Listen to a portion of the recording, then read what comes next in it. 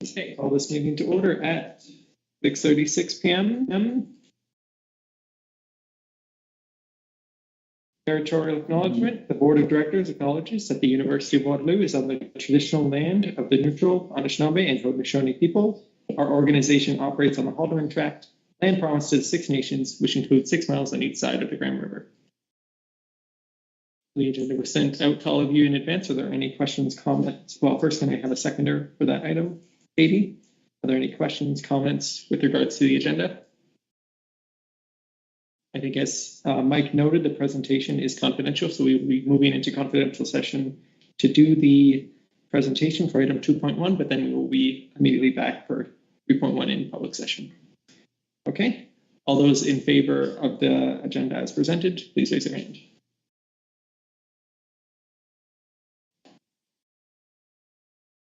Sounds good, thank you. Those opposed?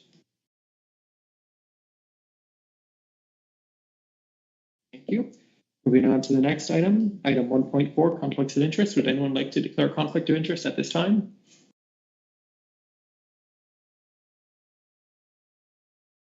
Seeing any, we'll move on to the consent agenda. I have a seconder for the consent agenda. Katie? I'm going to take this by consent unless anyone anything they'd like to say. Any? We will be moving now to item 2.1, which is, as I just mentioned, is confidential. So I motion that we move into confidential session. Is there a seconder for that motion? Thank you, Katie.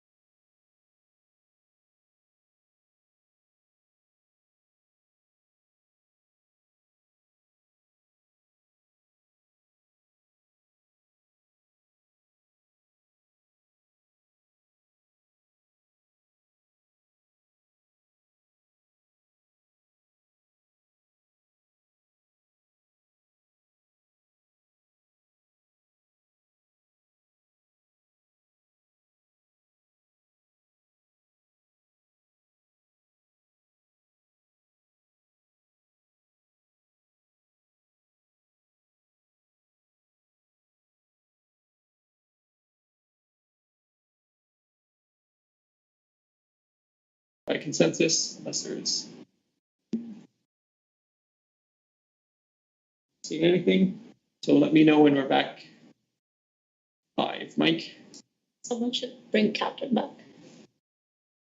I don't know where you headed off to.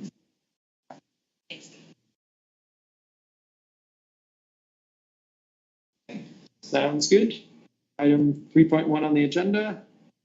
It will be myself. Can I have a seconder? Katie? So Suzanne, do you want to give sort of some of that background information? And just add a couple of thoughts. So in September 2022, we added the senior leadership team to sign off on checks. At that point in time, I think Matthew, you were still signing, right? Yes. That was another piece that I just remembered. So there's myself, Alana, and Matthew signing in for wanting to, it takes us probably a couple hours a week, depending on the volume, sometimes even more, to sign checks, and wanting to spread some of that around in the org and take some of the burden off. So we added the folks. We did set a limit. It quite honestly was relatively random when I picked it, and wanted to give it a try, which I think in all ways, actually, it's worked. I think our challenge is that we find ourselves in spots where there's checks, I don't know, like we're buying inventory, or we've got society's check, or insurance, or those kinds of things, and they sit there. And if Alana and I are away, conference, vacation, whatever reason, they sit. So we'd like to be able to have other folks be able to sign off on them and get them out. So that's really the whole basis for. Do you have any questions?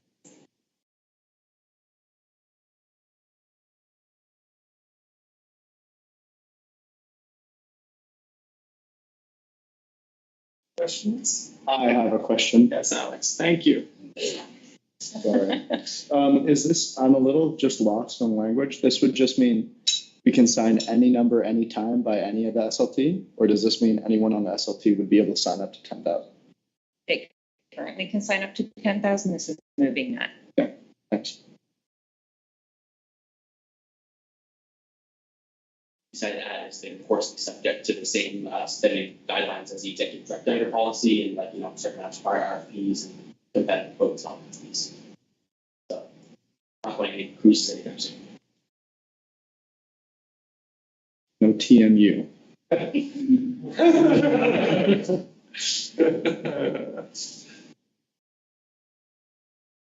Other questions?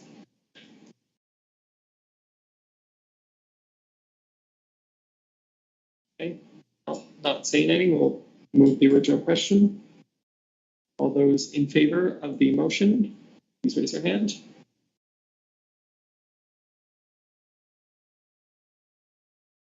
Those opposed?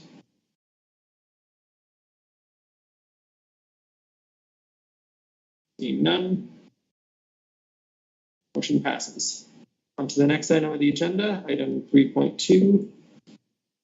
Also be motioned by myself. Can I have a seconder? I'm not sure, Jeff, if you want to speak to this or if you want me to speak to it. Sure, I can speak to it quickly. I guess back in the summer, it was proposed that it was it was identified that there might be a gap in some of our, I guess, inter-society communication, especially around academic and co-op advocacy, advisory coordination. So I suppose the governance committee has discussed the item and chose between several possible recommendations. The one that they ended up selecting was the terms of reference you see before you, where the VPAs of each society and senators, undergraduate senators, will have a forum to discuss at least once a term issues that each other are facing and facilitate a bit of the two-way communication between WUSA and its societies and membership. Yeah, this one important thing to note about this committee that it is ad hoc. The governance committee was informed that the advocacy department is working on some potential mechanisms that might help address that two-way communication gap. So once such a sufficient implementation has been brought into force, this committee will be dissolved. That's good. Are there any questions? Go ahead. I just wanted to ask, so it's VP academics for membership. I guess, is there room for delegates in that? Because I'm just thinking like ASU or health, for example, when we were doing the co-op stuff over spring term, there were some societies that didn't actually have acting VPAs. You had to send like the president or send someone else in their place. Would there be room for that in there? Does that need to be outlined, or can it just be like if someone sent an email like, hey, we don't have a VPA this term, can the president come instead? In my opinion, that would suffice. Matthew, does that align with? I suppose it's not written in, and I don't know if our old committees like this had it written in. It was relatively regular they would send delegates. Of course, it's up to sort of board here if they think that that the delegate is going to necessarily bring the value of the VPA. If it's an item of concern, you could amend that little piece to say Vice President Academic Student Studies or delegate thereof, and that maybe that's a piece that you might want to cover up there if it was something that was of particular interest. That stuff would be directed, like, say a VPA doesn't exist or needs to be filled in, that would just be directed to the chair, which is WUSA's president, correct? So just be a judgment call. I'd be comfortable with that. Yeah. That's in our model, and I'd be fine with that as well. Any other questions, Katie? I was just wondering if it's meant to be a support for the APC committee. I was just wondering the rationale behind Rory being the chair instead of myself as chair of the APC. Matthew, could you actually shed some more insight on why it was structured under the Advocacy Positions Committee? Something you spoke to. Sure. So this was put together by my predecessor, so I can't necessarily get into like the ins and outs of every little piece of what motivated, but broadly, all those with some committees that we used to have, EAC, 3AC, and then try to integrate it into our system here. So it goes up and reports to the Advocacy Positions Committee, which yes, you're the chair of. Or reports to is maybe the wrong term, but it supports in by identifying and recommending things forward and being sort of a quick place to go. So when we have those mechanisms elsewhere. The president was selected for the chair of this one because this is particularly looking to concern university policies, academics, things that are within the campus, which is the advocacy files the president generally takes the lead on. And it has these same relationships with, as well as the president has relationships with societies through the committee of presidents. So that's the direction I was taken. Though understanding that I don't know if the attendance that this committee is not off the top of my head because I've not been in one of those meetings yet. I could see where that come from, but it was viewed from that relationship and knowledge perspective. They're going to be the best place to assist that committee.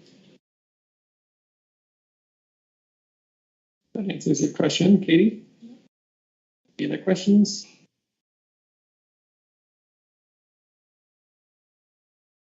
All right, Alex. Just curious, how are we determining the two directors we're throwing into this? Something we would decide after, I guess, once we approve it. Or appoints to we create this. Any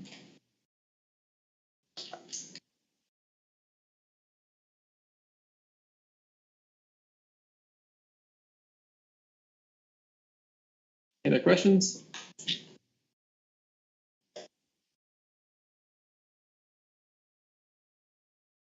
Any? Okay. Go ahead and ask the question. All those in favor, please raise your hand.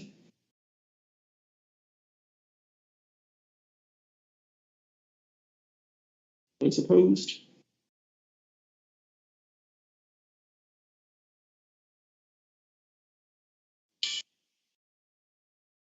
I put it it's on do not disturb. This is there. On to item. Oh, I guess Alex did bring up a good point. Should we perhaps fill those seats now? may have been an oversight that we didn't also include that as part of the, but as part of that item. An option? That was the oversight. That sounds like something you want to do if you want this video.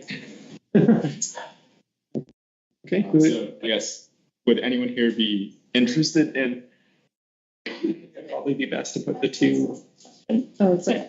I thought of this just as we approved it.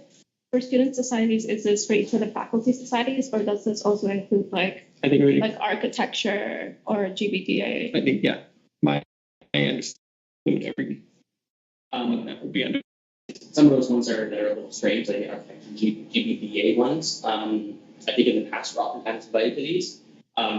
For some areas, but in those key areas, those generally aren't served by the faculty societies, so generally served by those. There are other types of societies, like environment program societies.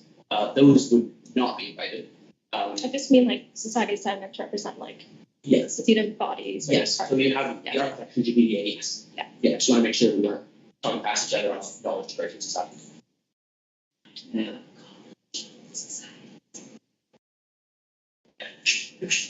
I don't think. I didn't hear anything. Okay.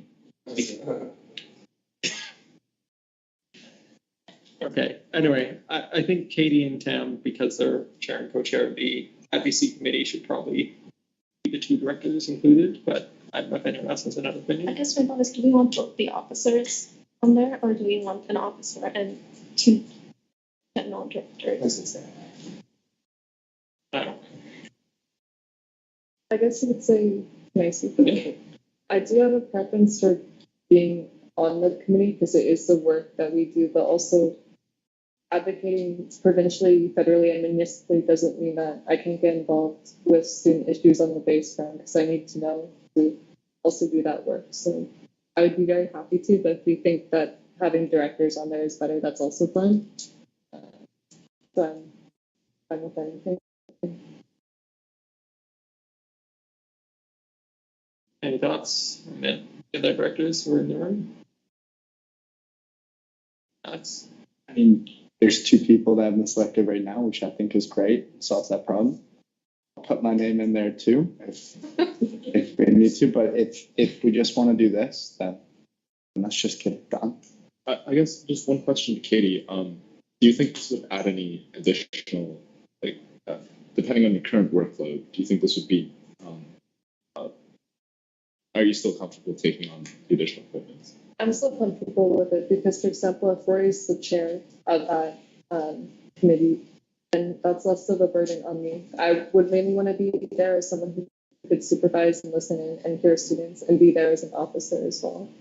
So my only workload from that would just be taking away anything that, let's say, happens at the committee itself and maybe accelerating the pace that gets added to APC's agenda, communicating back with the rest of the board for updates, including it in my officer report or any progress that we might have, which will just be like small minor things that I would add in. Thank you for the consideration.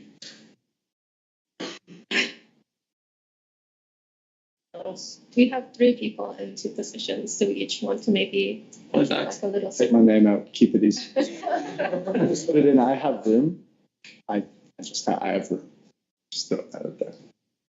It's good. Let's just do it. Get it done. All right, I guess I'll move to appoint Katie and Sam to the Academic Affairs Advisory Committee. I will second that. AC. Welcome back.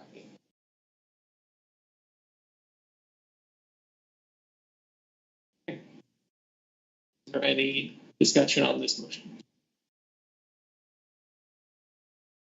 Seeing any, we'll go right to the vote. All those in favor, please raise your hand.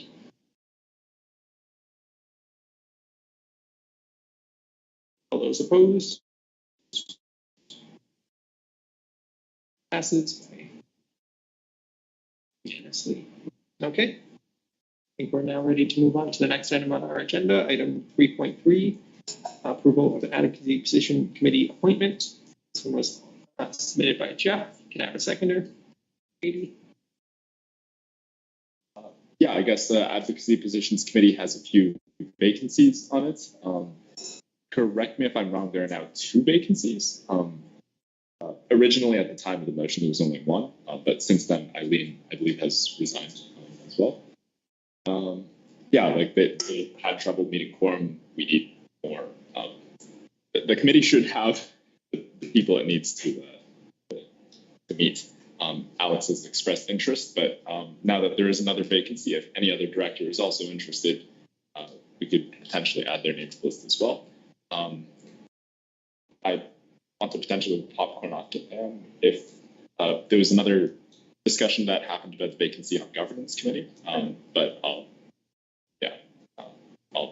have my time there. I'll speak for this first. Maybe Mike can give us like the exact number, but we also have a vacancy on the at-large side because the at-large student start working as staff and we can't have staff on the board. So we put out some applications for that and we got a lot of responses, which is really nice. So we'll fill that vacancy soon as we look through the apps. Speaking to this one first. Does anyone else want to join advocacy? Vacancies. 1 on advocacy, 2 on advocacy and 1 on governance.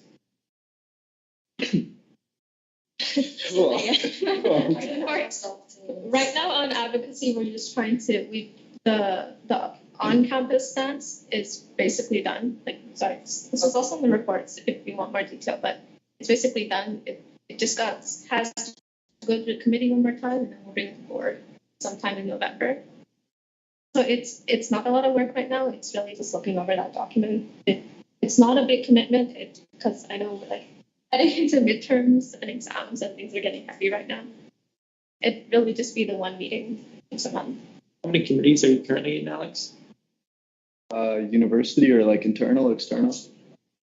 Internal, I believe 1. You're okay taking on this? I think I can handle.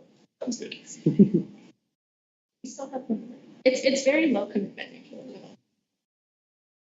We just need quorum. I guess and your opinions. anyone wants to add their name to either of those committees, feel free, but otherwise, I guess we can probably.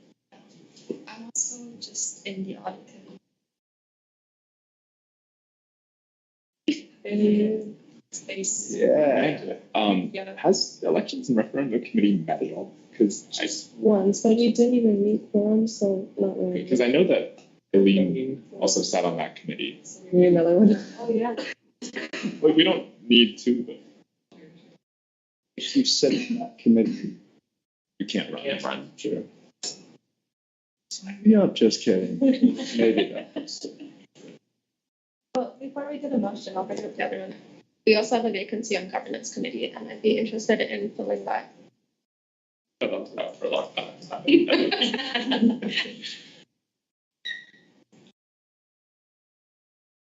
Is anyone online?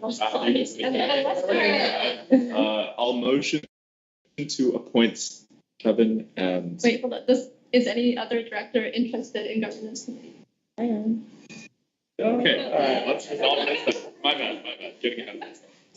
I mean, unless someone else wanted to take it. Oh, I was going to. We can like do the speech and people could. Oh, Yeah. never mind.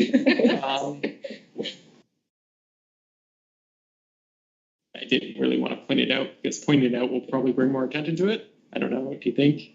Well, yeah, you're right, fair enough. I don't know. Other than when we go into confidential, let's see if we can go. Potentially. It's got something. It's gonna be released Friday. What did a bad thing? Oh, this is. Yeah, we're good. Oh. Okay. Okay. Yeah. Yeah. Okay. We'll just move on. Okay. Making a motion to amend, Jeff. Yes, I'll motion to amend the motion. Amend the motion to now read the board appoints Alex and Chevin to the Advocacy Positions Committee and them to the Governance Committee.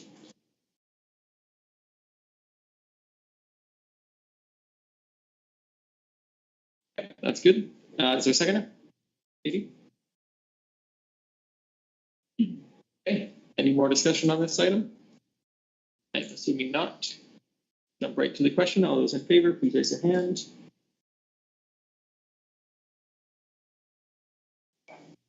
Those opposed?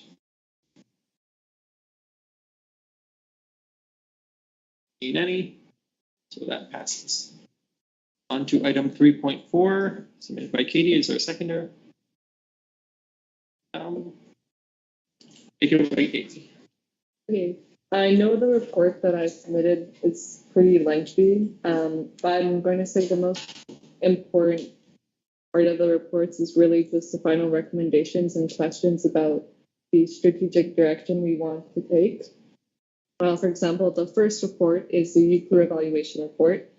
And right now, UCRU, as I transitioned and learned more about it, it was in a tumultuous state, still is in a tumultuous state, where there's really not the investment we need, I think, to do proactive federal advocacy. So that's why I really wanted to bring up the report, not only to evaluate both UCRU and WUSA fairly, so our board is aware of potential shortcomings in the future or potential shortcomings now for either organization, but also just probe everyone on the best course of action and what you think of my recommendations. So for example, I'll do just a quick overview of the pros and cons or strengths and weaknesses that I did outline. For UCRU, the strengths, small working group. So we do have 9 UCRU members who are part of the USA team, but currently one of them does not really attend at all. And that's just because later in the term, they didn't have anyone to fill their vacancy, which is normally for their president, but they didn't have a president. And then there's also 3 potential members that are currently leaving to go to CASA. So the third one is self-development. It is a good opportunity for an executive to learn more about federal advocacy on their own and take up a leadership role. And lastly, we don't pay anything for it. So no student fees, easy in, easy out. But the challenges is what really makes this role a little bit draining, and that includes funding. So everything has to be approved by those directors. And right now there's an extreme lack of investment in the org as a whole. And this lack of funding and investment leads to lack of interest in engaging in that portfolio of work. There's no staff member to really support the work, so it either gets pushed onto me personally or other executives who are on the board. There's a lack of institutional knowledge, really. Nothing gets really passed down to the next person. 3-member schools are leaving. We don't really have a long-term strategic plan, and there's not that much accountability. So, however, I have pointed out all of these flaws. But I do think there is potential in UCRU. It just needs the right investment. And that's why I did try to ask everyone, if you did read the report or have time to read through it, to recognize my bias. And when I'm saying these things, these are my own personal experiences. So I hope you recognize that and also think about what's best for our students federally. So the questions I would like to pose to our board for insights is, what do you think is the best possible avenue federally out of some of the options that I outlined in the report, which will be near the bottom of it? And what do you think of some of my recommendations, which is either we join CASA as an observer, we leave UCRU eventually if we cannot find any progress being made on it within this year or next year, but also use this time to kind of develop our own institutional knowledge if we want to do our own lobby week like Wilfrid Laurier University Students Union. So those are a couple of my questions, and I'll leave it to you guys to kind of pick up the conversation. Good. Go ahead. I like the suggestion of joining CASA as an observer member. And I know you discovered that you were a bit biased, but it also sounds like objectively UCRU has been a mess for years and years. And I know I'm not well versed in this, but I don't know if that can necessarily be fixed in 2 years, especially as execs come in and out, and there's always that transition period where you're actually learning how things work. And by the time you figure out how things work, you're out the door. I think realistically, we'll probably end up going to CASA or ideally. I'm sure Matthew has. Yes. Oh, sorry, I was distracted briefly. Oh, sorry. Oh, that was not. No. It wasn't directed at you, but I'm sure you have many thoughts on So You Matthew, I'm sorry, I didn't quite hear that part, so that's not what you're saying. Matthew and David did have the opportunity to look at this document previously as well and have left remaining questions or further questions. If you go to, I believe it's page 10, where it says CASA remaining questions, and also a rationale for like other organizations we can join. They did leave some feedback about other federal focused groups. What impact would we have in the long term? Like, do we as WUSA make a difference by joining the org, or do we not? What time would we join, and what are CASA's tangible wins? But if you want to add anything, Matthew, on that as well, about being an observer of CASA for a while. Yeah, the sort of observer status of CASA is really flexible. Like it's no commitment, which is nice, and I know a lot of the student associations that's you said have been doing that. I sort of see that as not a huge downside to that piece, especially where we're looking to transition out. Where it also might have value is if we're looking to run our own thing and learning a little bit from theirs. I don't think it's certainly a big commitment and a big step forward, and I wanting to look at the rest of the but I can pair a little bit more on that for something particularly. I appreciate a bit more insight on. I agree with your recommendations. Is my TLDR. Yeah.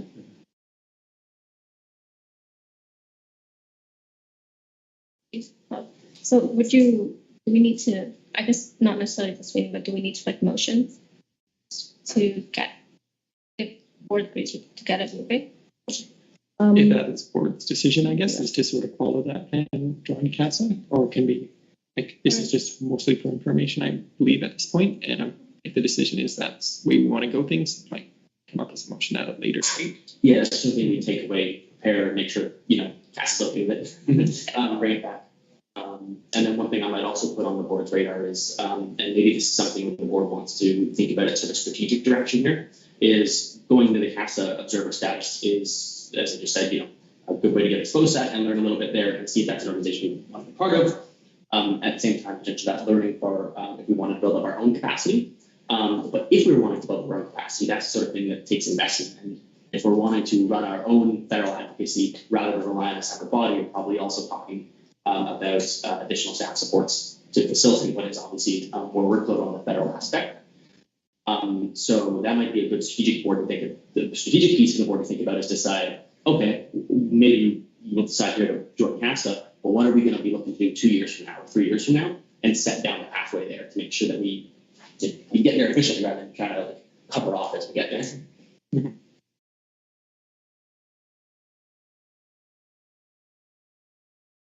You guys also need more time to look through everything. Like, I'm more than happy to talk about after today's meeting as well, because we also have a pretty long agenda. So during observer status, we wouldn't pay any fees. We would not pay any fees. Do we know what roughly how much fees would Yes. look like? Fees would look like $64,000 a year, which is $2 per person.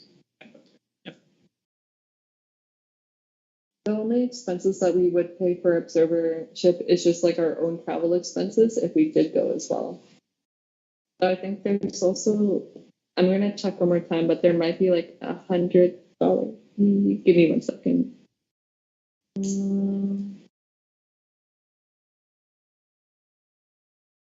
Yeah, observers must still pay the observer registration fee of $100 per delegate for each conference. So depending on how many people we would send to kind of develop that institutional knowledge or whoever we would want to attend, I would assume maybe just the officer and potentially a staff member or like a delegate, student delegate, we would pay that fee as well. So that's kind of most of the expenses, which I do think would be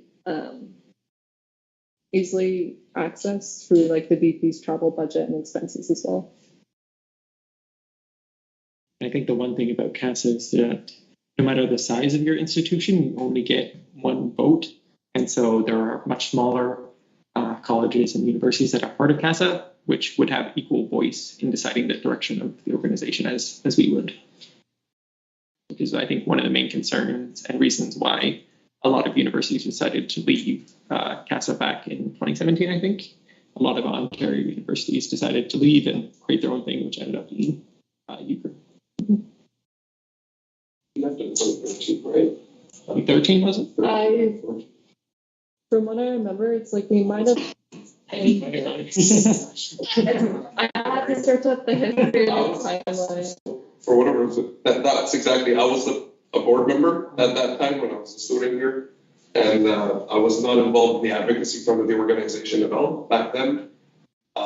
And after my 2 years of exec, I served 8 months of being a board member. And I kind of went to the last CASA conference, and it was exactly that. It was one of the most powerful things I've ever seen. So over 100 meetings they set up with lawmakers and politicians. It was like second largest lobby week next to the Canadian Automobile Workers. However, with the amount of schools, the members, the priorities were this big and this many asks, so that was definitely a challenge. But it was quite well put together in terms of getting those meetings, which is very important to get that airtime. But yeah, that was I recall that very, very well. Exactly what it was. We can probably move on to WUSA now. Sounds good. I have a seconder for the WUSA one. Yes, I can second. Go ahead. Maybe again.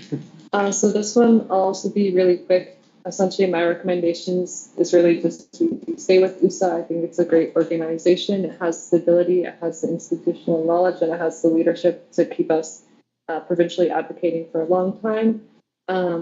Some challenges are just thoughts that I had as we were in a little bit of a review process in WUSA in terms of bylaws and whatnot, is there are discussions on expanding membership and what that looks like if we want colleges and universities. Right now, the consensus of the current SC is really university focused. So I don't think that's necessarily a problem down the line. That's just something I wanted to bring up. Bylaw changes in membership. This doesn't necessarily it doesn't necessarily affect us right now, not unless if we wanted to solely turn away from WUSA in the long term. Essentially, they're just playing around or consulting with lawyers about different classes of membership, which act more as observers. So it's not big of a challenge or hurdle that we might face. Executive dynamic leadership roles. This might change for the next executive coming and going. I don't really have any problems right now, and I'm really happy that we have our executive Wilfred Laurier. She is wonderful. That's our president. Yeah. Burnout from General Assembly. There have been some changes in the draft itinerary, so I did include it under number 3. I did not include page numbers, but it's the second last page. And in the future, we'll have an increase in membership fees. We'll have more of an update around that further down the line. That's coming from the executive director of WUSA. So that will probably be in my report, or like I'll provide an update at the next board meeting. Yeah, random thoughts, random things about the org. If you have any thoughts, let me know. If not, not much to come out this discussion, aside from if any of you have any concerns. And if you have any other thoughts of how we can organizationally help support WUSA and other provincial advocacy at WUSA itself. Any questions about WUSA?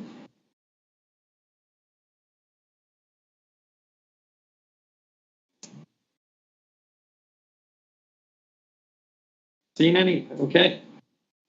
We can move on to the next item then. Discussions on committee's purpose and attendance. Can I have a seconder for that? Alex? Jeff, do you want to start out this discussion? All right. Yes. So I guess I just wanted to have a quick roundtable with everybody about talking about committees. Now that especially something that I guess we saw in the feedback self-evaluation was that committees maybe are trying to get up to speed, but even in the past discussion we had with the appointments, like some committees aren't meeting properly and whatnot. So I guess I just wanted to go around the table, give each person some time to talk about the committees they're on, and really focus on a few things. One, I guess there isn't that much to say about attendance, but any barriers or anything that's going on around that we can perhaps fix, because these committees need to meet. Purpose of committees, what have committees done so far? In your opinion, what do you think committees should focus on? how do we sort of get them up and running? And also, do committees know what they want to do and feel like they're fulfilling a purpose? Because if they're not, then maybe we should take a look at whether or not the board should be sort of giving more work to the committee, or if the committee is maybe not so necessary, and then we should look to dedicate our resources to other places, because we don't want to be making busy work, right? Like, we don't want to meet if there's nothing to discuss or do. So just was hoping to go around the table with this one, especially for committee chairs, but just all of us are part of committees. So yeah, I won't start with myself because that's what people usually do, and I'm not going to. So yeah. It's like complicated. I realize I'm on 4 committees now. It's interesting. For ownership consultation, we haven't met in a long time. Honestly, the goal is to meet soon, but we haven't met in a long time. So I can't say we've been doing much on it. We could be doing more. And then for advocacy, we didn't even hit quorum last time.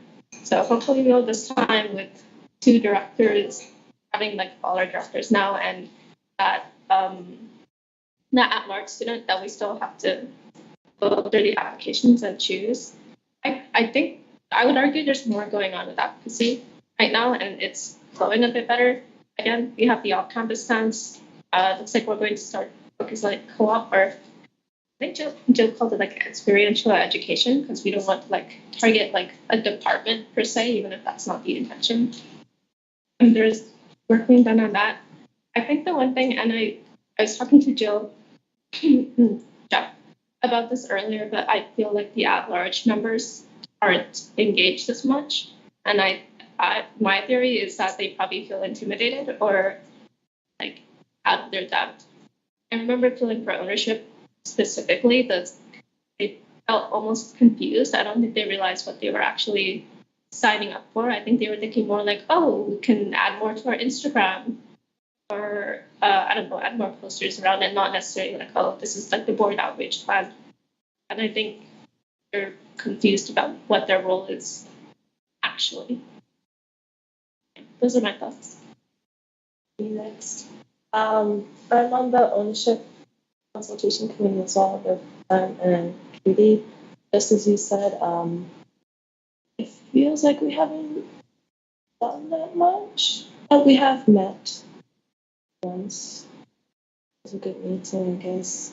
I'm also on the elections and referendum committee, and we did try meeting sometime during the spring term, but we couldn't even hit quorum, and we had to end up bringing a motion directly to the board just for it to be approved. It was something about Senate. Yeah, the committee is kind of dead, not gonna lie. Nothing's been happening. I was hoping that we'd get more busier towards election time. But right now, I'm just sitting with the committee in my hands, like, what do I do? I lost a director. What's going on? Yeah. Sounds good. So I'm on 2 internal committees, the governance and the audit committee. I think both of those have been, I'd say, running relatively smoothly so far. Yeah.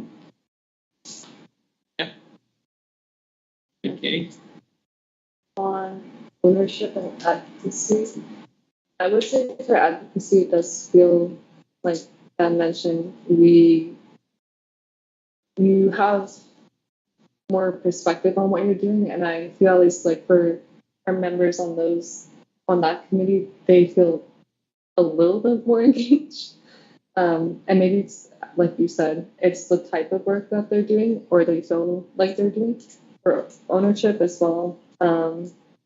At first, it's just a little bit of confusion as to what work we're doing. So we developed the board outreach plan, and hopefully from that, we begin to task ourselves with more consultation. I feel as though there are moments where it's kind of questioning what type of work are we meant to do on the committee, and as are the at-large members really aware of the role that they're playing in the committee and their engagement in that. So that's my thoughts. Short and simple. I'm on governance and advocacy as of 25 minutes ago. So governance-wise, yeah, Jeff will speak, and Matthew will speak more to probably about that. But the one thing I think we can look into just on our, what you can call our annual plan, is for Section D, is to have the chair of the board work with the board advisor and WUSA staff members to create a review mechanism and timeline for our governance structure and governing documents. Obviously, I'm assuming chair of the board would help pass that down to the rest of the committee. The only other thing that I know, this might not necessarily be the time and place, so I won't be, I'll just pass it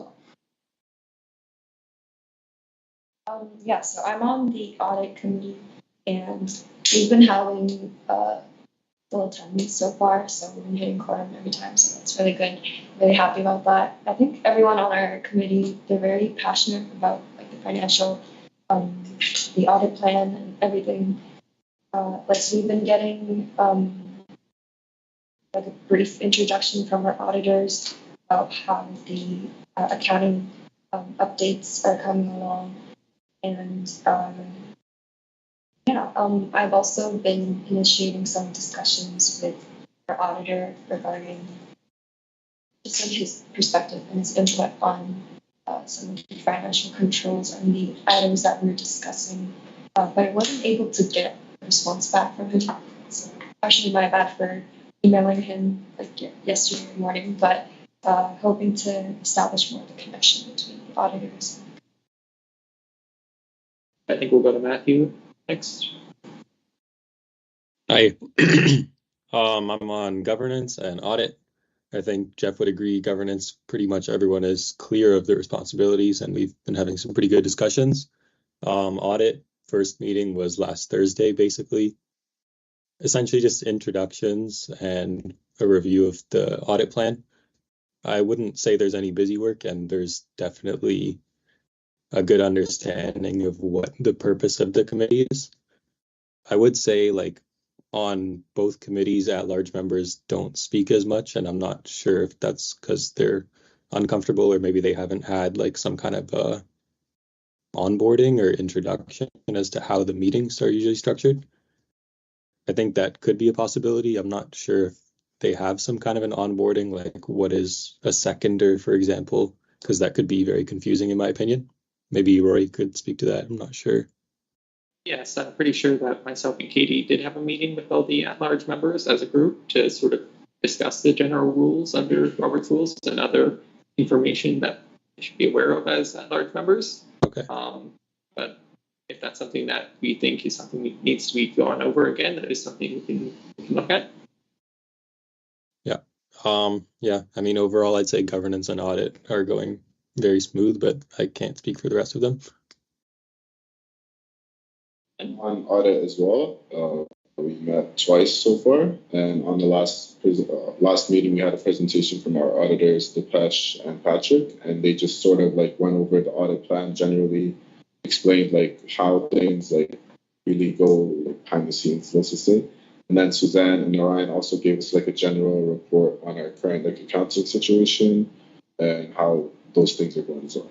So yeah, it was pretty simple, pretty quick.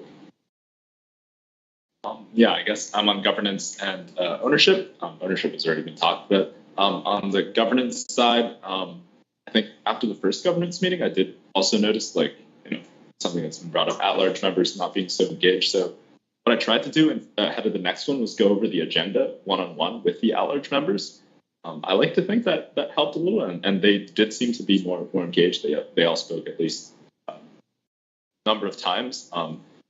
Maybe this is something other chairs could also consider doing. I think it probably is the responsibility of the chairs to also make sure that if people aren't showing up to, especially at-large members, to see if they're still interested in that. If that is waned, then probably need to get new people in so that committees can meet. Overall, really good to hear that. I guess all committees have a sense of purpose around what they're doing. That's the most important thing, I suppose. And I guess we just got to fix the parts around at-large member engagement and attendance. Yeah, I guess no specific motion with this, but I think it was good to have just an update about this since something that we keep talking about but never really got into. Any other questions, comments from anyone? Move on. Seeing none, we'll move right on to the next one, also submitted by Jeff. Can I have a seconder for that one? Katie? Go ahead, Jeff. Okay, so this is, geez.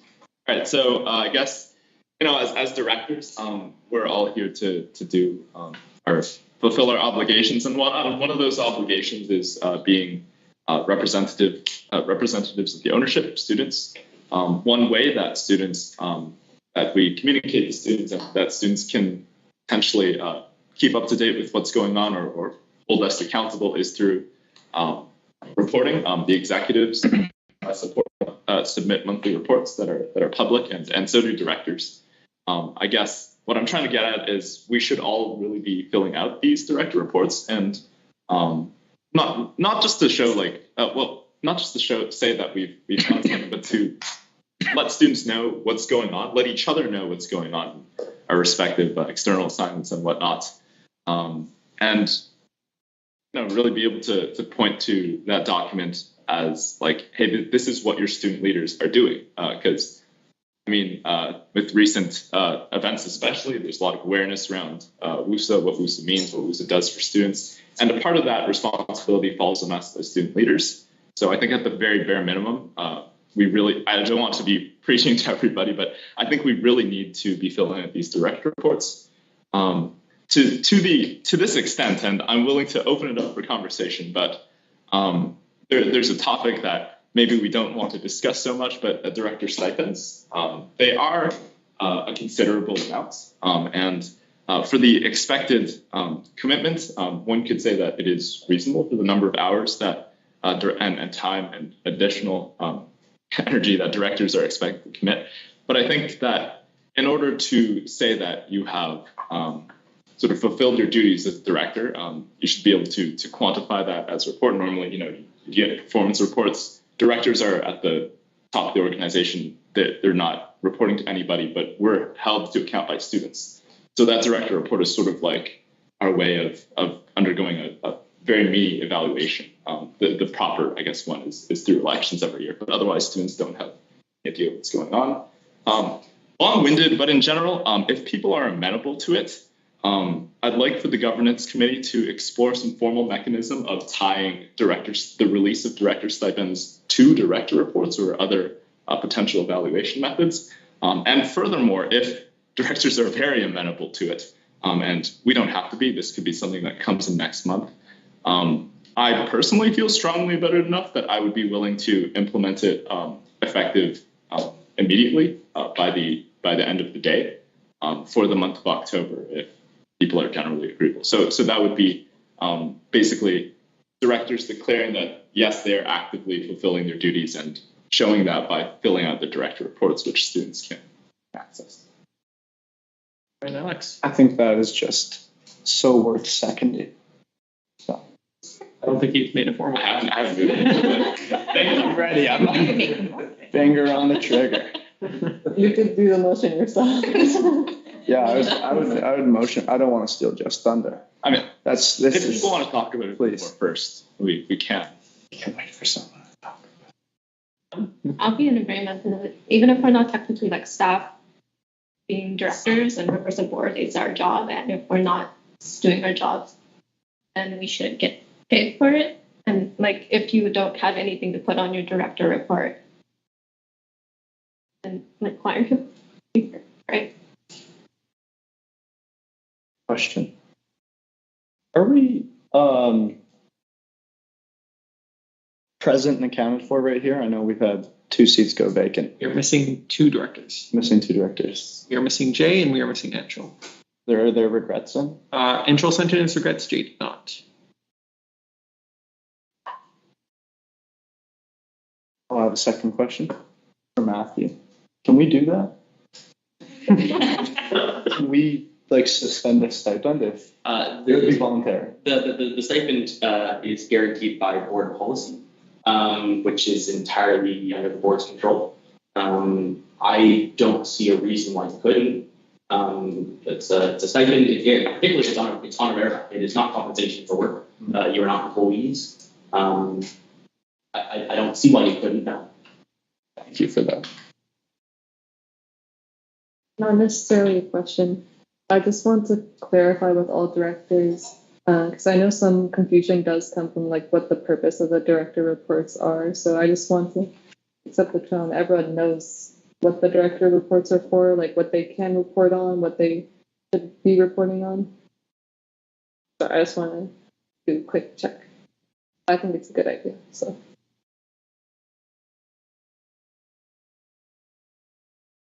Comments, questions? Any other? Okay, I suppose. Yeah, all right. No, okay, go. Then this is for Matthew. Yeah. So in that case, do we have to like amend the policy and then we would pass a motion to make this change?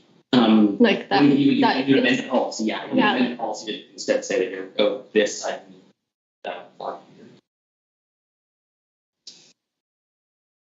We would deadline promotions. The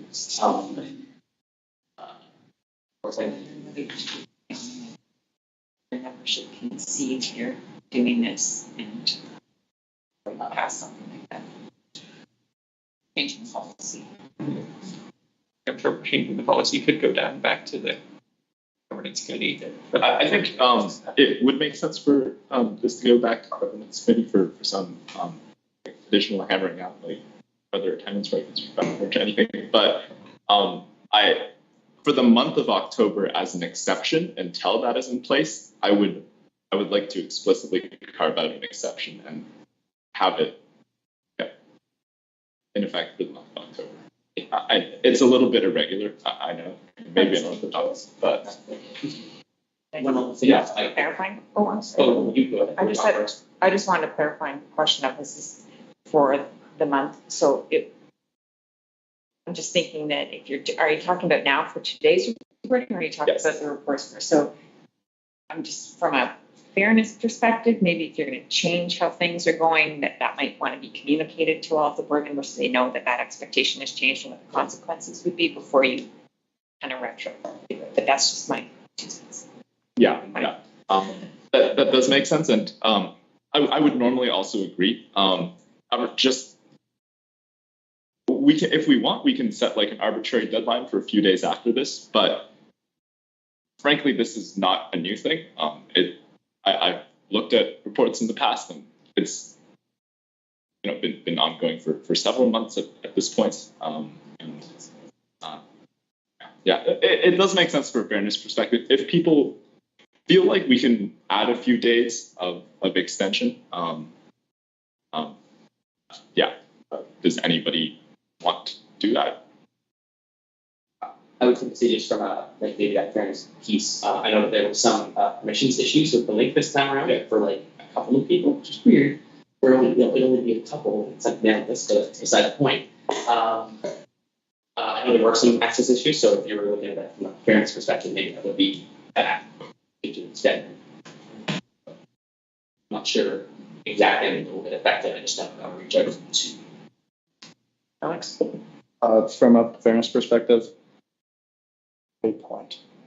I agree with Jeff though on this has been like a long-standing thing waiting to go. So I think if directors who weren't able to do the link because they're not good with tech, myself, as long as they're able, right? It's a self-confidence thing, right? You give yourself that seal of approval on yes, I'm active or no, I'm not active.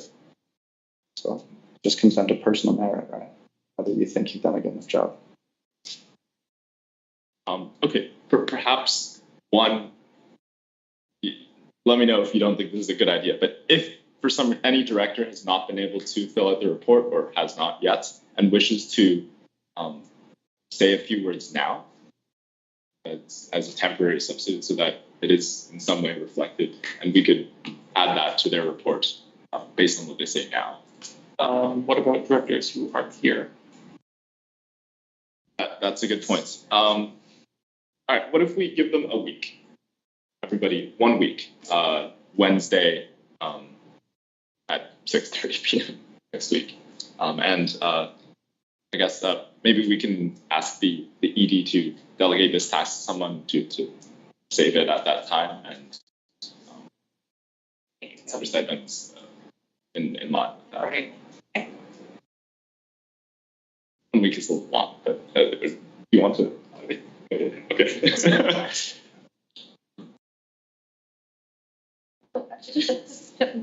is about the map and what, so we have the public and the confidential reports, the director reports. Are we expected to be going out? The confidential ones are if you have things to report from something that is confidential, like some university committees, something like USRC or SAC. Otherwise, or on some of the confidential internal ones. Otherwise, public is on. Public director reports are the main tool. Are like our main document that we would be using. Yeah. This is kind of adjacent, but if there are directors who are here and they're just like, I don't have anything to add to my report because there's nothing going on, or like I don't have responsibilities, that's a different issue, and I recognize that. And for that, I don't know, like maybe we can bring some solutions, or if like Ori or Katie, if there's like things you can delegate to people to so that people have things to put on their reports. Like that's something we can also address, because and we all know like there's some directors are doing more than others. That might not necessarily be like a choice thing. It can just be like, I haven't seen opportunities for me to be doing work. I'll just put myself on the spot here. We'll have the ownership consultation meeting soon, so there's that, but for the elections and from that, nothing has been happening, so I didn't have anything to report on that front. So maybe, because we've had this conversation more for ownership consultation, not necessarily in depth, but also opportunities for directors to do, let's say, volunteer opportunities with WUSA events and whatnot. Would that be amenable to directors as other forms of work that they could report on instead of university committees, or perhaps, for example, I'm like, thoughts. This sounds kind of weird to say, but I think perhaps if you give the ownership consultation committee maybe this month to approve the plan, that could open up other avenues for board members to do more work. I did post it in the chat if you guys are curious. And for example, Alex did bring up a motion later on today about the town hall forums. That's also another avenue for directors to go out, make themselves known. And that can be another avenue of reporting other work that you've done to make yourself available to students as well. But that's just thoughts. And I have a question. Would we be okay with like unofficial work as well? Like, they had that sit-in today based on like that reform server on Discord. Rory, myself, and Jeff have been engaging with them a bit and trying to give them some information so that they're not like coming in like, I don't know, down with WUSA. We should make our own student union, so they're like acting like based on facts. Would we be okay with like that also being a thing rather than just doing everything? I think we're trying to decide a lot of the specifics in this board meeting, when I think a lot of the specifics should probably be decided at the next governance meeting. That's how I'm feeling. But Yeah. So like specifics can be decided at the governance meeting. It's more the general sentiment. Something that I initially floated was we don't want to give directors the impression that they have to find and do things because like frankly, if you are attending all the meetings that you are supposed to go to, that is perfectly fine to just like put that one line on your report and say like, I attended all the meetings I was supposed to. I fulfilled my duties. As long as you did attend all the meetings and whatnot. Like there shouldn't be any pressure to do any more that you don't have to do. It's more just actually meeting a certain baseline, and then just having that to show to students when you do that. Like if you don't have anything extra to do, you don't need to find extra to do. Just make sure that you are doing at least the minimum and communicating that to students.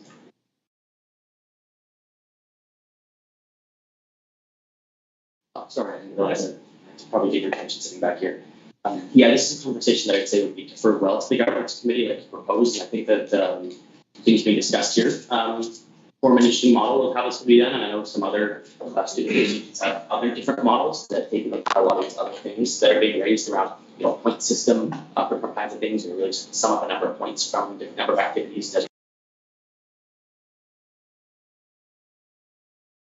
are brought back here for recommendation.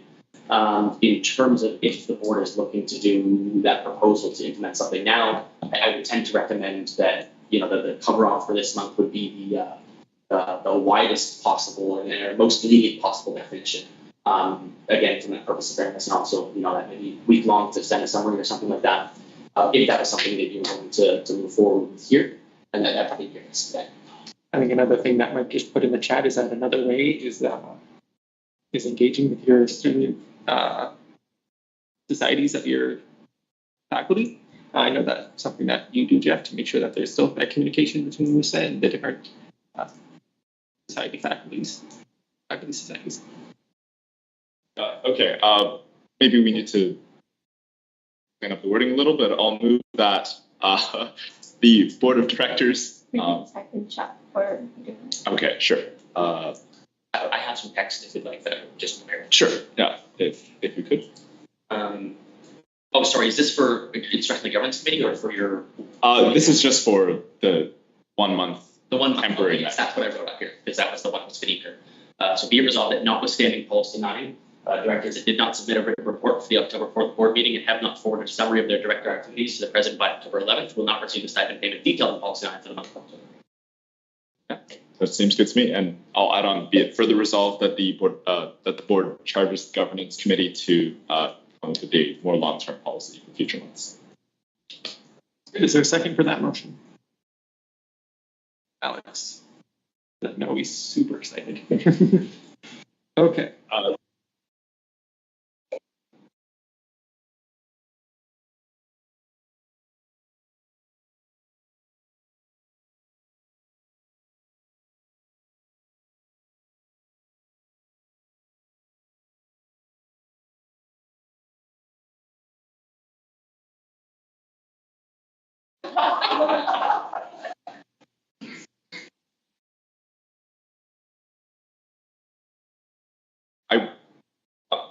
I don't honestly think we need a full week for people to submit at the bare minimum 1 sentence. I'd be open to moving it up to Monday.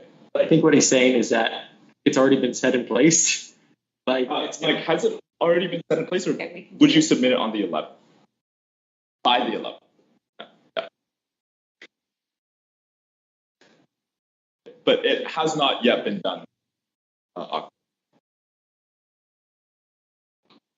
guess I'll amend to Monday at 6:30 p.m. Friday is the 9th. So the Holiday. Thanks. It is a holiday. That's okay. Okay, so Make it Tuesday. Tuesday, 6:30 p.m. Tuesday the 10th. Again, I know this is a very extraordinary measure, but it's simply in light of past few months, I suppose. Just one month stopgap. Yes.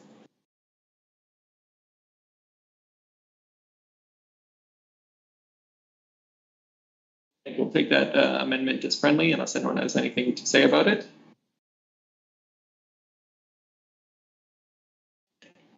It's not a comment, it's for clarification. So when we vote now, it's for both, be it resolved and be it further resolved, like it's one vote. Because did we want that as separate? Because they're technically. I'm happy to.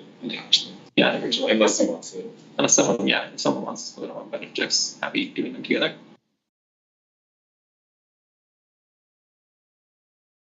Not seeing any. Okay. I think, are there any other discussions about the now amended motion? Can I ask a question? Okay. Not seeing. All those in favor, please raise your hand.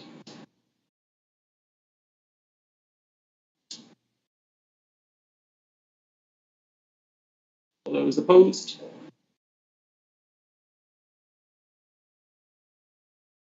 And hands approved. On to item 3.8 on our agenda, the Fall Town Hall Forums. Submitted by Alex. Is there a seconder for this? Kevin? Jump into things, Alex. I would love to. First off, I would just like to thank staff so very much for the, at least what I'm seeing as support towards this idea, especially shout out, I believe it was Alex. That's absolutely fantastic. I hope all of you have had a chance to read over the other staff Alex's proposed strategy. It is, not only is it already in line with my proposal I have today, it is better than it. So I just really want to thank staff on that. That's fantastic. Okay. I'll note it and we passed on to other Alex. Oh, one other thing. There are two, I did submit two potential motions, recommendations that we could do. That the first, of course, is one in October and one in November. And then, as other Alex mentioned, with date and event specific set by staff. Or the other one would be in either October or November. I lean to more is better, more opportunities to engage. The only disclaimer, I didn't include December in this, just because I think most of us see December as a very busy month, but I'm open to blending in, doing a 1, 2, 3, whatever you think is best. It's all for my opinion. Drag racing. I'll sort of throw my opinion into things that, so I can see the sentiment more is better. Obviously, that's more resources, more staff time that's going to be dedicated to the town hall events. And if they're going to be, I guess, a month apart, my question would generally be, what are you going to see that happens at one town hall that's, you're going to get with running one if you're going to run two. And just that, given that we are sort of just in the sort of October now, I'm not sure what the turnaround time would look like. If October would be a possible date. Go ahead, Katie. Melissa was already aware of plans for town hall, and we had actually started planning it before you submitted your agenda piece. So I'm not against it. And we can, what am I saying? We can approve it. Melissa already knows about the possibility of it and what that content might or might not look like. But one of the main drawbacks, or what delayed that time effort in getting it done, is exactly kind of the point that Rory touched on, which is what we would talk about during the town halls. But as you said in your motion, as well as citing the fact that students want to learn more about WUSA related developments, I think we can do the appropriate number of town halls, maybe tackle that as one of the first things that we talk about during the town hall as well, or use that as a basis, as well as staff, Alex, their outline of the town hall and that event and those features as the basis for the first one. One of the things I might offer, and I can't remember if he made it quite into his report, but it was part of the conversation I had with him, is that his views of the town hall that he spoke about there is there be an extended period ahead of the town hall that would have students able to submit questions and areas that they have interest about, so we can come with a lot of prep done, and also to have a number of our high-level staff there as well to answer those questions. So there would be if there was just the one in November, whatever gets sorted out, there would also be that extended lead time ahead of time for engagement and prep. So there would be sort of still that extended time for that engagement requirements. Go ahead, Alex. Just to spin back to you, I think a goal in having multiple of these town halls, maybe to honestly see an uptick in student turnout. Maybe, I don't know, that's probably a Brian question on whether that's expected or not, but to have students see an established month by month opportunity to get info from board could be valuable. For you, Katie, and Melissa, that's so fantastic that this was long planned. I'm sure this has been a thing years past too, but I think this emotion helps us lock it into concrete. If everyone is okay, because Suzanne does have to leave at 8:30, I believe, is that correct? And we are getting close to that. I just want to provide an opportunity if students had, or not, if directors had any questions about item 4.2, which is the ED's report. That way we can ask them before Suzanne has to leave. Yeah. I can go into home in a minute. Jump back on the call once I get there. If you wanted to keep going, and I'll go and just do that. If you want me to do that. I don't know how long the meeting is going to last. More, I don't know how far your drive is home. Yeah. Yeah. I have two. One for the turnkey at DC. This is just it's great that it went so quickly. So, thank you to you and to the staff that made that happen. That's appreciated. And the other one, this was just, I guess, to my curiosity. Where was the UPass held before turnkey? What does it mean? What did you mean by UPass program transfer to turnkey? So it's going to be managed to answer questions from the turnkey and the turnkey staff. So we're centralizing transit into one place, and it was handled through previously many years, I guess a couple years before, executive and myself, and then now it's been myself. Mike has actually been, for the most part, handling 90% of the interaction and the questions, along with some support from others. Yeah. Have any other questions for Suzanne? This was the public one. Yes. The public one, yes. Go ahead, Alex. I have one question. Very, very, very last sentence. Training for over 100 club execs. Do we train society execs as well? Or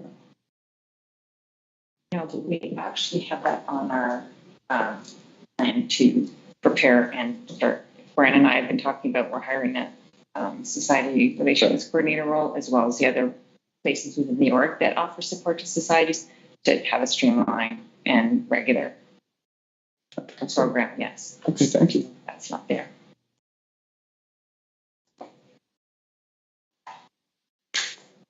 Any other questions?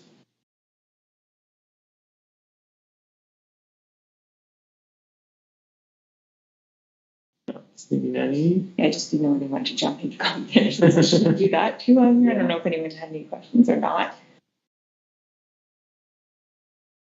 Sorry, totally. So maybe we'll just jump right back up to 3.8, and then if you do get home. Yeah, I'll jump on and see where. Yeah. Katie, this is back to 3.8, I'm guessing. Yes. Yeah, sounds good. I would say, kind of touching on one of the discussion items that Jeff did bring up earlier about committee purpose and whatnot. I would like to see the ownership consultation committee and the members of that committee tasked with work that could include the ongoing communications and, let's say, planning of town halls or like roundtables and forums, which is outlined in the board outreach plan as ongoing committee work that could be possible. I don't think it's a bad idea to have two, but I would say I think having one, or we approve one, either set in November or October, might be a little bit better, because that gives ownership consultation enough time to approve or bring up the final version of that plan to board, and board approves it. So then that committee now has complete ongoing work for the rest of the year, and that gives us purpose and whatnot, and also opportunity for directors and at-large members. So it's just another piece I wanted to factor into this conversation as well. I agree with what Katie's saying. I think that'd be a good idea. But what I wanted to bring up is it's slightly unrelated. This is a question for Melissa and Katie. I'm raising my voice, so accept. For accessibility, is this something that'll be hybrid, or is the idea for it to be hybrid? Is it fully in person? I don't think it should be virtual. And the other thing for students who might be hard of hearing, are there going to be notes or like somewhere where like questions that may come up are going to be recorded and then posted somewhere for other students to access? Mm-hmm. I would say at least in the line of how far we got in terms of planning and the timeline for what a town hall might look like. we hadn't gone to that stage yet, but since those are wonderful recommendations, we can definitely like include it in the list of, I don't want to say check boxes, but like things that we would get done during the town hall to share that information out to the wider membership. Okay, and one other thing, I think it would be beneficial as well to maybe try and loop student societies into this. See if like there are like, people who usually engage with student societies might be more interested. I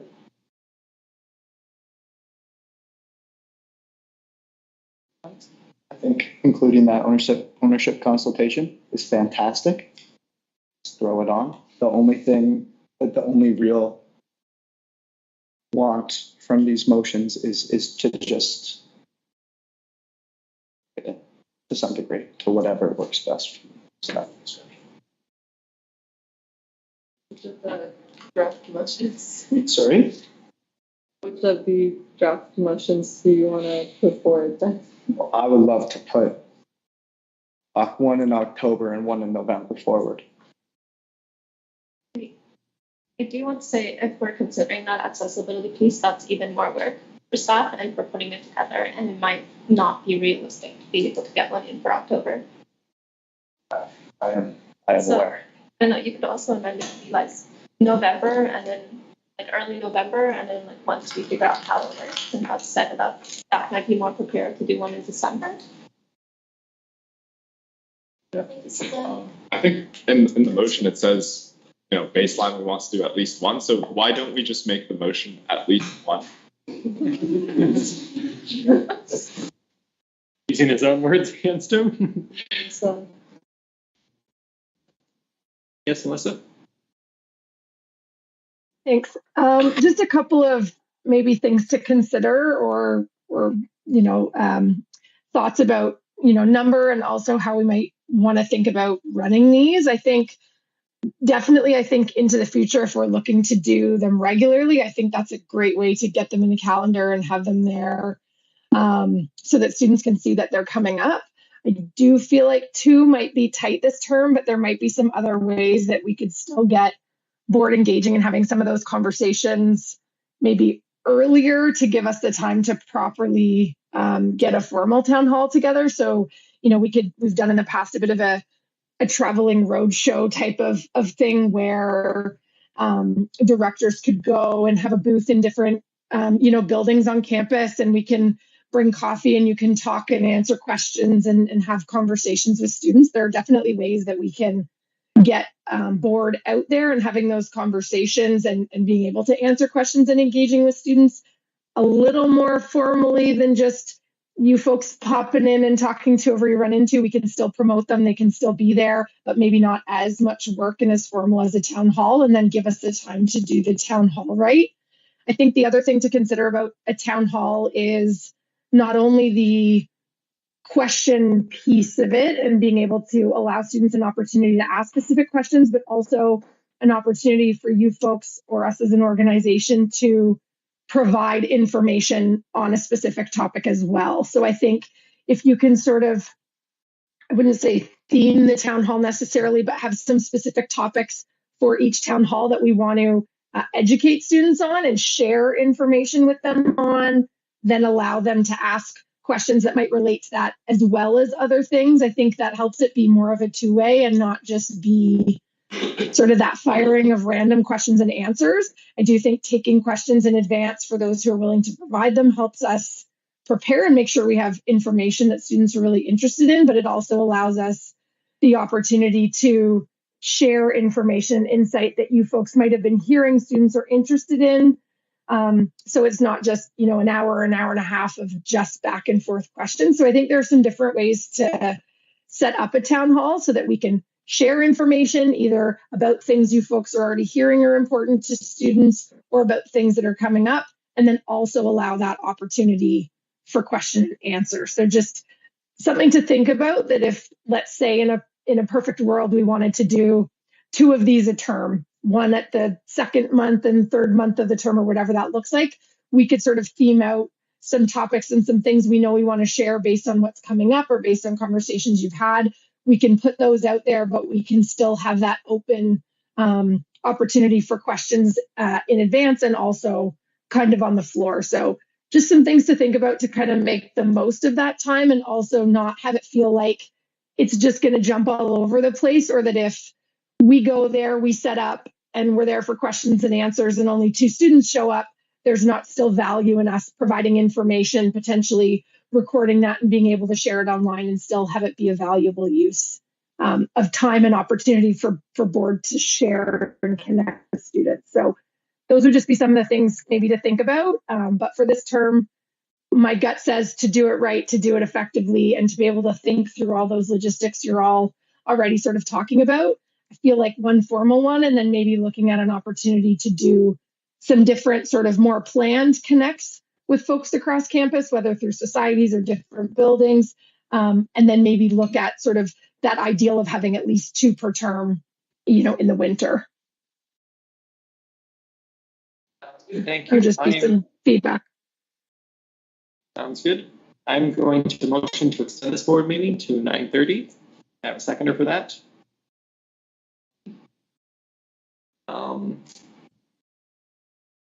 Is there anyone opposed to this, or else I'm going to take it by consent? I don't think we'll be going to 9:30, but just to be safe.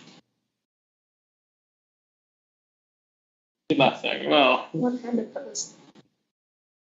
sorry, who was opposed? Oh, never mind. Matthew? Are you opposed? Oh, no, I'm okay. We were just Okay. moving along. I proposed earlier that we go out for dinner after this, but I recognize this is going really late. So did we still want to do that, or did we maybe want to get a last minute order in? It's going to end up at the same time either way, I think, at this point. Alex, is your hand up? My hands are down. My hands are. Okay, moving back to 3.8. Hand is To that. Thank you so much, Melissa. That's very valuable. I 100% agree with you. I have problems with my tone of voice. I'm not sarcastic. We should definitely do it right. Absolutely, we should do it right. This was just for fall semester. If we would like to do one right, is in the month of November realistic? Okay. Yeah, I think so. I think early November is probably good timing.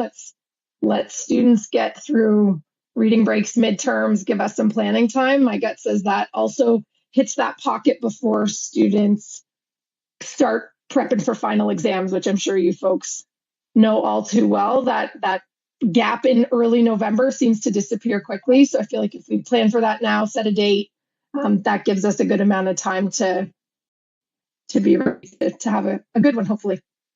Good. So any last discussion? Seeing any? Alex, are you wanting to make that motion? So we can make a motion, be it resolved, the board approves. Can I say at least one town hall meeting? With that first town hall meeting within the early weeks of November. Okay, sounds good. And I guess. And then include the date and event specific set by staff. So 80 seconds. Any other discussion on this item? We'll go right to the vote. All those in favor, please raise your hand. All those opposed?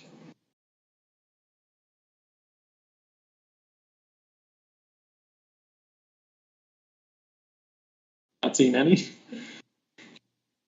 Okay, so that ends all of our new business, which brings us to general reports.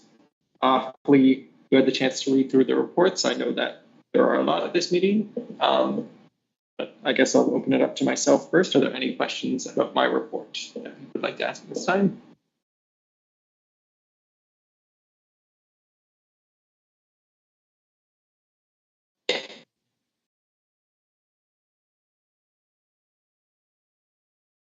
Not seeing any. Are there any questions for Katie with regards to her 2 reports? just trying to find it.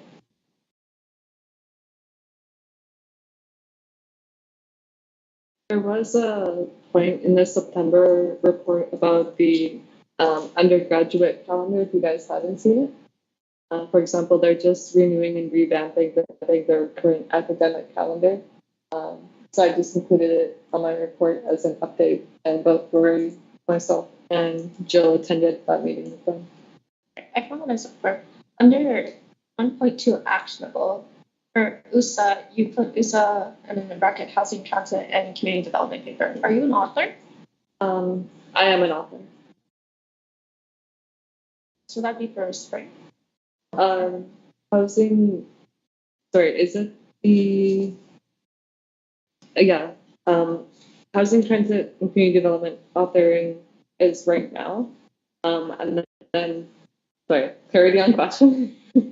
Yeah, I just like, are you an author? Sorry, I don't remember what the GA papers are for. The GA paper is housing, transit, and community development, student health and wellness, and rural and northern students for this GA, which will be at the end of October. And then next General Assembly will be, I'm going to have to go back and international students, and 2 more identity-focused papers.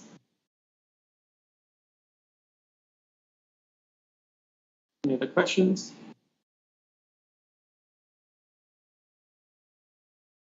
Taking any? Hopefully everyone got their chance to ask Suzanne questions earlier. We'll just move right to 4.3, director reports. Does anyone have any questions for any of the other directors? There's something super exciting that the directors are working on that they would like to tell other directors.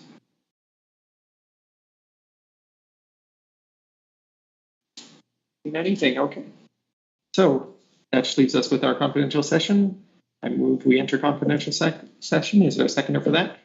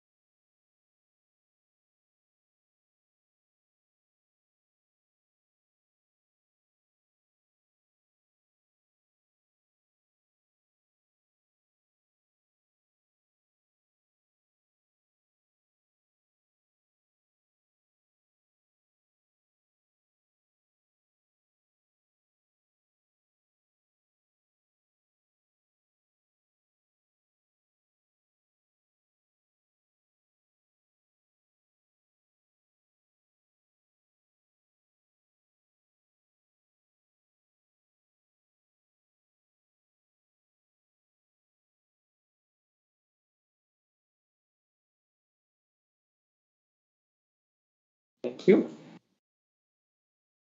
So just a notice of motion that I asked Matthew to add to the agenda. I think this is something that's been brought up a couple times, both on Reddit and also in the Discord, is setting up some sort of either scholarship or award in Celeste's name. So that is something I know we are currently looking into. I forget the acronym, but I know the university has a, Matthew said. And so my general question before we really look into things for board would be, where do we want sort of that money to come from? Obviously, money has already been budgeted for steps honorarium, and so that is one place that we can look. Besides that, Slack would also be another place. I guess I'd leave it up to board. Yep.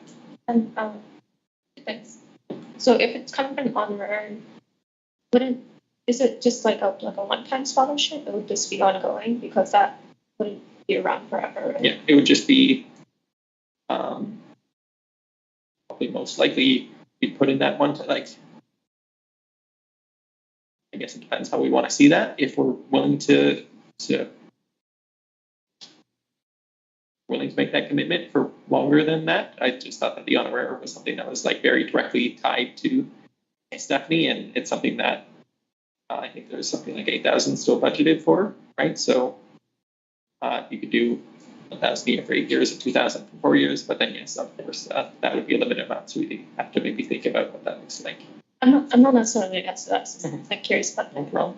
And the second point is slightly related, but we know Chris this morning, and he mentioned just a lot of people trying to do a lot of things, and he doesn't.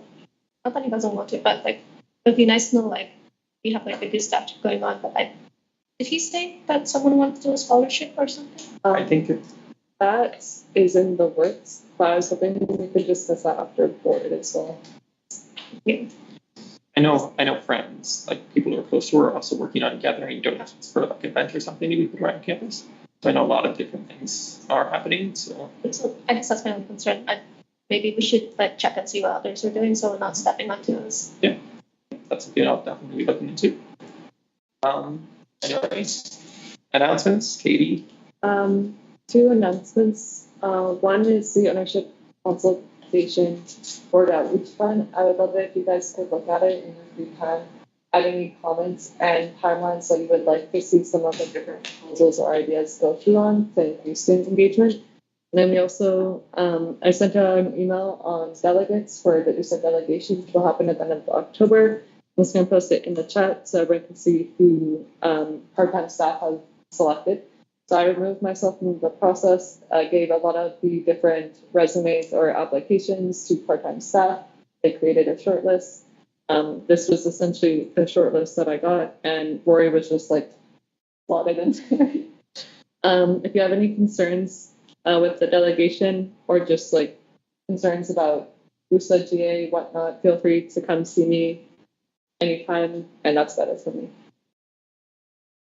Sounds good. So then my just quick announcement is that I hope if you guys have any exams this week that they're going well, and then that you all have an amazing Thanksgiving and week. We can take some time to sort of disconnect. I know it's been a very stressful past couple of weeks, and so taking that time for yourself is very important.